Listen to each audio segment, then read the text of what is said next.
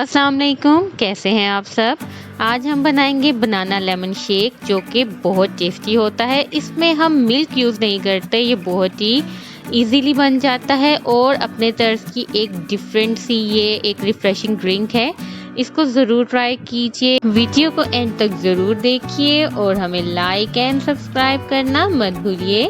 आप देख रहे हैं कुक यम्स।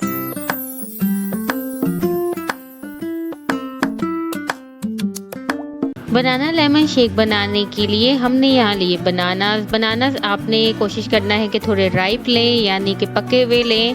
कच्चे बनानास का शेक ज़्यादा अच्छा नहीं बनता और हमने यहाँ पे तकरीबन 6 बनानास लिए हैं। यहाँ हम तकरीबन 6 पर्सन्स की सर्विंग के लिए ले रहे हैं, यानी पर ग्लास आपको 1 बनाना के हिसाब से आप बनाएंगे।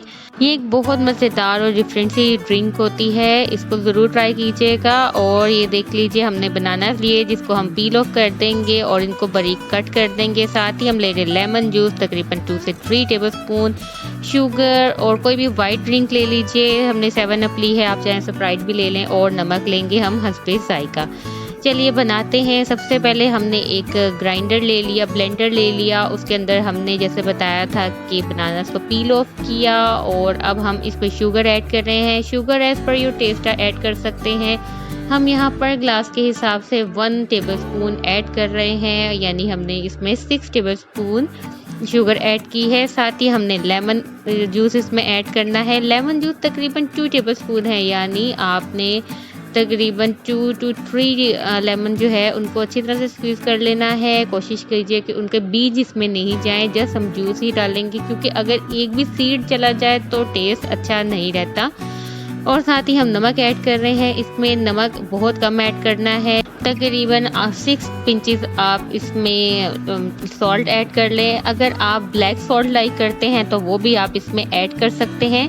और साथ ही हम इसमें ऐड कर रहे हैं वाइट सोडा, आप कोई भी यूज़ कर सकते हैं, जैसे ऑलरेडी आपको बता चुके हैं। हमने जैसे इसमें वाइट ड्रिंक डालनी है, इसका टेस्ट इतना अच्छा आता है कि आप एक दफ़ा इसे ट्राई करेंगे तो आप अगेन भी इसको बनाएंगे। और देखिए हमने पहले थोड़ी सी इसमें ऐड की है और हम ब्लेंडर को चलाएंगे ताकि ये अच्छी तरह से मिक्सअप हो जाए तमाम चीज़ें। एकदम से कोल्ड ड्रिंक ज़्यादा ऐड नहीं करनी क्योंकि आपको पता है वो फिज़ी ड्रिंक्स होती हैं, उनमें बबल्स भी होते हैं, तो बहुत एक प्रॉब्लम से हो जाएगी अगर आप एक साथ ऐड कर लेंगे। अब ये अच्छी तरह से मिक्स हो चुका है। अगेन हम इसमें सॉफ्ट ड्रिंक ऐड कर रहे हैं और हम इसको तकरीबन हाफ भरेंगे और इसको हम अगेन ब्लेंड करेंगे।